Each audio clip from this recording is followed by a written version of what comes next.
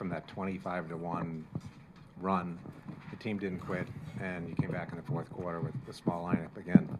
Yeah, I thought we ended both the first quarter and the second quarter poorly, and then we carried over the end of the first half into the second half and put us in a real hole.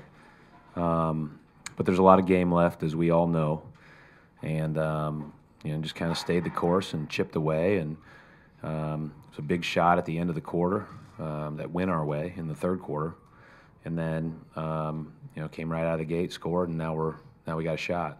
So it's a long game. We know it's a long game. We've lived the other side of that, and I thought the guys really played hard and well for extended minutes. Some of those guys were in for 18 straight minutes.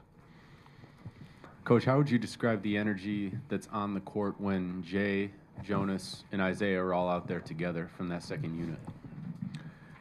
Well, with a 2-game sample size, I would say it's been good, but I don't know that we can determine if it's good long term or not. I think that I know this. The biggest thing for me has always been if you can find somebody with enough speed and skill that can guard above their size, then you can give them, create some havoc on the other side of the court. And that's what Jay has done. Jay's ability to guard the post has given us some options as we've been smaller here, and Jonas too. But we had the double Al still, and we had to do some of that stuff. But Jay did a great job on Al Jefferson. I mean, did as good as anybody can. Red, is it just a different world when you've got a guy like Isaiah who is going to get his own looks and in the same breath create looks for other people because he's going to draw defense? Is it just, Well, I just think you can.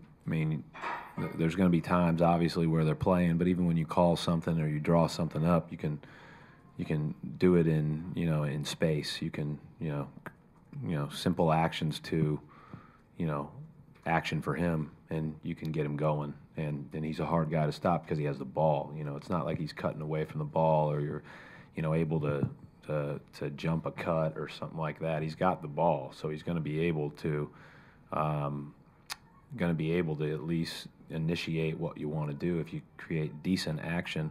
And then the key with that group specifically is, there's 4 shooters on the court, and there's really 5 with him. But that's why the lane was so open. He was great getting there, but that's why the lane was so open. Those guys spaced away around where they weren't coming off those guys.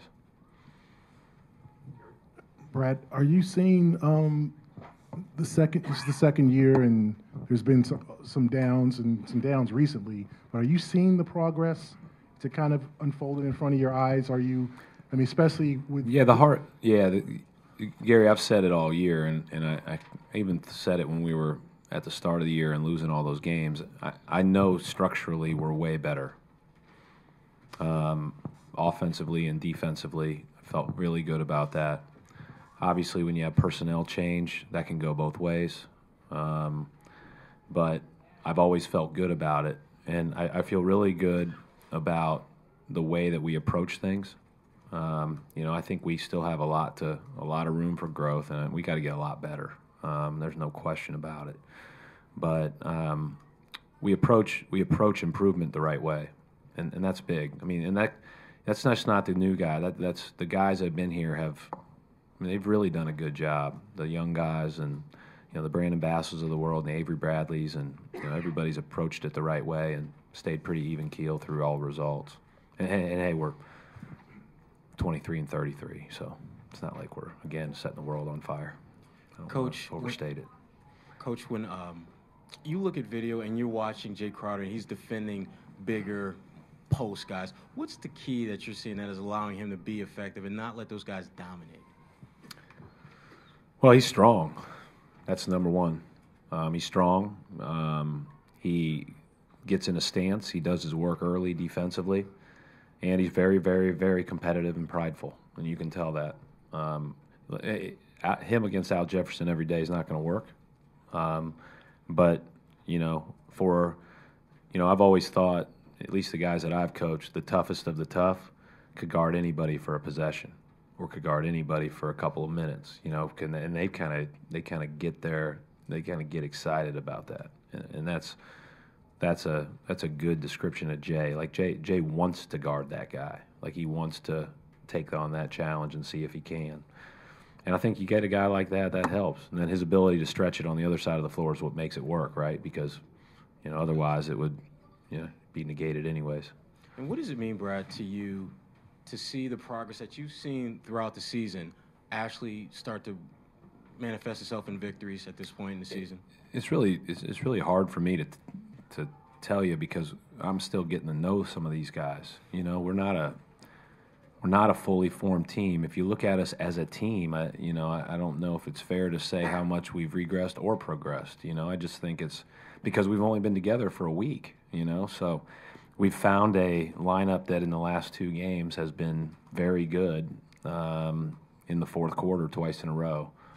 But like I said, I felt better. I felt better about our team and our approach all year. It's just a matter of getting over the hump in some of these games and coming back, and we've come back a number of times down 17 or 18 and come up short. But hopefully we can build off that. But each game's its own entity, and we'll see. Brad, the last couple games before you guys got Isaiah, there seemed to be some tentativeness with the guys, like who would take the shot. And now that he's on the team, it seems like everybody kind of wanted the shot, like the last few minutes out there. How much is that contagious of wanting the ball and then it starts to feed into other guys? Well, I thought that actually started well before he got here, to be honest with you, because I thought that, and obviously we had the first West Coast trip and we had a bunch of guys make different big shots.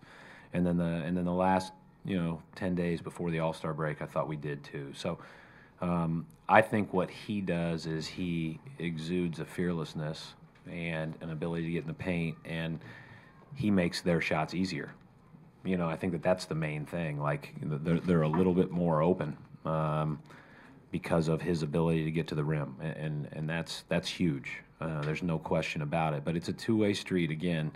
Isaiah's ability to finish, was helped by who was standing there out with it, or who was out there with him. As Isaiah, it's again short sample size and everything, but is this what you were expecting? Is he exceeding what you were expecting when he arrived here? Adam, it's interesting. I don't know that I have expectations for our guys when they get here, or when we bring them in, or whatever the case may be, other than pulling in one direction, committing to our defensive system, and being a good teammate and sharing the ball. I don't know that I have expectations beyond that.